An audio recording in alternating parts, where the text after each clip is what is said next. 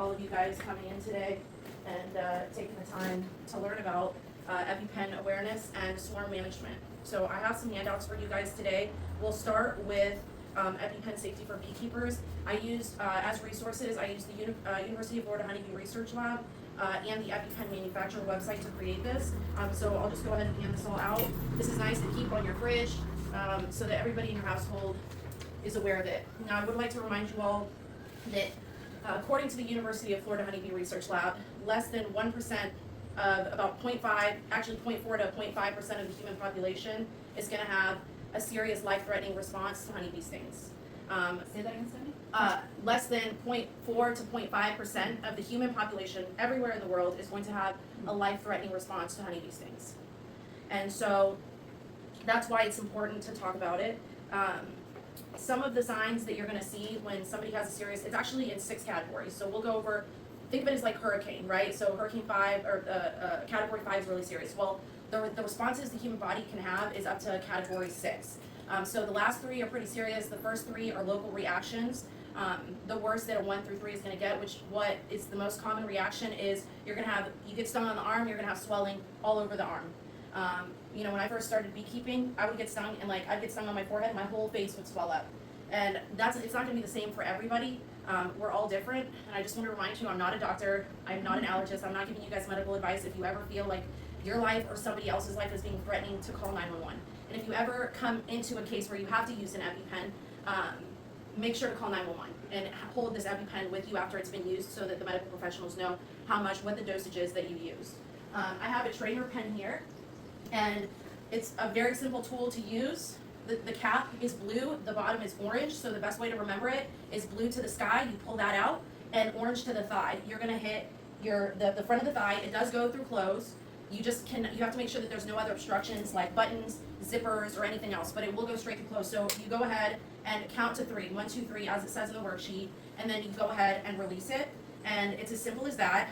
There are 2 different dosages. There's a dosage for adult, and there's a dosage for children. So if you have children in the house, you may want to get one of these in both dosages. The cheapest way to get it is to have your primary care physician write you a prescription for this. Let them know you're a beekeeper and you would like a prescription for an EpiPen because you're a beekeeper. And that way, if you're insured, they will cover most of it. That's the cheapest way to do it. And again, if you want to know about how your specific body reacts, you would have to get a referral to an allergist. When I talk about honeybee stings today, I'm talking only about the honeybee. Wasp venom, any kind of other stinging insect venom is completely different. So I'm only talking about honeybee stings today. This only applies to honeybees. There are proteins in the honeybee venom that cause your body to react in different ways, however your body reacts. And that actually the specific component is called melatonin.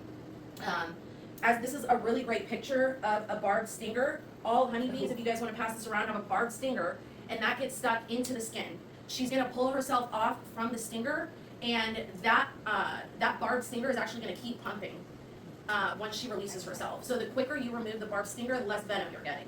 The most common reaction is going to be a swelling, a local reaction, and I'll just go back into the categories real quick, and I'm not going to go through each one, but the last 3 categories are non-local reactions. That's a systemic reaction to a honeybee sting. That means that you're having trouble breathing, your airways are obstructed, you're having responses from the other parts of your body. You get hives, you got stung on your finger, and somehow you have a leg rash, and you're swelling in different parts. You're having gastro responses, diarrhea, vomiting, nausea. Those are systemic responses. Local responses are going to be, within 72 hours they'll subside. That's how you know. Once you get stung, it's going to be a burning sensation, and that'll increase for a few minutes, and that pain will slowly decrease over time, over the next 72 hours. Now, in our first aid kit, we have an antihistamine cream for when, now I don't even feel it. Honestly, after 8 years of beekeeping, I don't feel it, but you may not be the same. Some people develop allergies late in life. So lidocaine and antihistamine cream is great. You can also get the Benadryl sticks for each itch relief, because you might start itching, and that's a category 2 where you're getting a little itch. You might see a little spot or something on your finger. It's nothing to freak out about. The most important thing around bees and getting stung, though, I would say, is being calm. It's really important. You're gonna naturally panic, but just remember the right thing to do is just to be calm. Sometimes when I'm doing a bee removal and the bees are clearly Africanized aggressive bees, I get a little nervous, but I have to remind myself that they can sense that fear, and it's just gonna make the situation worse. They do. And so if you just wanted to pull the cap off, glue to the sky, orange to the thigh, if you guys wanted to try that, I'd like to just pass it around the room so you guys can see it. These are good for about how long? I forgot. So we just got a prescription refilled and it's about 1.5 years. But you wanna make sure that once you get that prescription and you pick it up from the pharmacy, you look at the expiration date. There's gonna be a sticker on it that shows an expiration date. I would definitely have one for children. If you have a lot of family around and kids running around, it's definitely a good idea to get the children's dosage. And remember, there's 2 different dosages. You never know what they're gonna do.